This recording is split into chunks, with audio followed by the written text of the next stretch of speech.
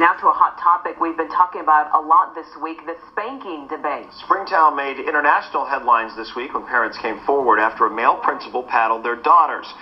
It has parents everywhere talking about corporal punishment policies in their own districts. Texas law allows school boards in each district to decide for themselves if corporal punishment is allowed, but parents can opt out. So we know the issue divides a lot of you. A Cedar Hill mom is standing by on Skype now to weigh in on this. Yeah, but we're going to hear from her in a moment. First, though, we head to the small rural town of Alvarado, where corporal punishment is alive and well.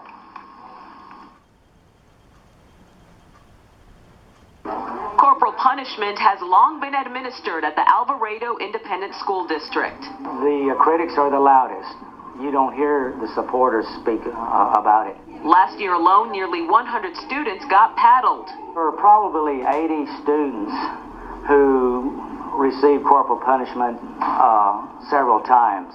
Superintendent Dr. Chester Jaroska says corporal punishment is administered at the junior, intermediate, and high school levels, not at the elementary schools. We're not so gung-ho that we think we have to have corporal punishment, but it's the parents who support it and want it.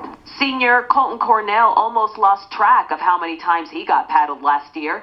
He says being the class clown has consequences. It does hurt pretty bad, though. Big old wood paddle. In Alvarado ISD, corporal punishment can only be carried out by a person of the same gender and with both parent and student approval. School leaders say the paddlings are usually for minor infractions like being tardy. Okay, where's the paddle used?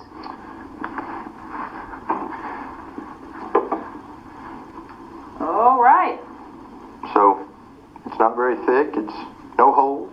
Alvarado High School Principal Chris McGee says they make sure the punishment is effective and then they send the student back to the classroom.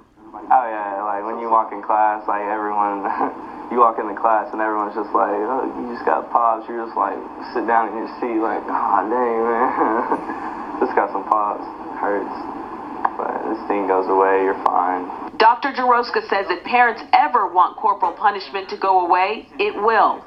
But that doesn't seem to be happening anytime soon.